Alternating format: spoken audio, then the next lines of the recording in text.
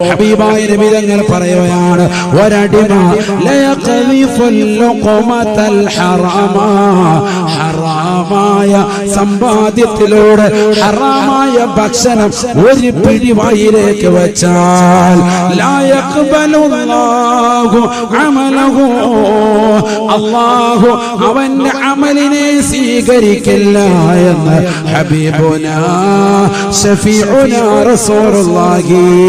നീ നിസ്കരിച്ച നിസ്കാരം, നീ നോറ്റു വീട്ടിയ നോമ്പുകൾ, നീ കൊടുത്തു വീട്ടിയ സക്കാത്തുകൾ, നീ പരിശുദ്ധമായ കഅബയുടെ കില്ല പിടിച്ചുകൊണ്ട് പൊട്ടിക്കരഞ്ഞുകൊണ്ട് പ്രാർത്ഥിച്ചതാകുന്ന പ്രാർത്ഥനകൾ, നീ പാതിരാത്രി സമയത്ത് പടച്ചറപ്പിനോട് പൊട്ടിക്കരഞ്ഞുകൊണ്ട് കൈകൾ ഉയർത്തിക്കൊണ്ട് ദുആ ചെയ്ത പ്രാർത്ഥനകൾ ഒന്നും തന്നെ അല്ലാഹു സ്വീകരിക്കില്ല, സ്വീകരിക്കില്ല.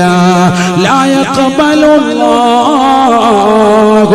അമലഹു, അവന്റെ അമലുകളെ അല്ലാഹു സ്വീകരിക്കില്ല എന്ന് ഹബീബുനാ ശഫീഉനാ റസൂലുള്ളാഹി.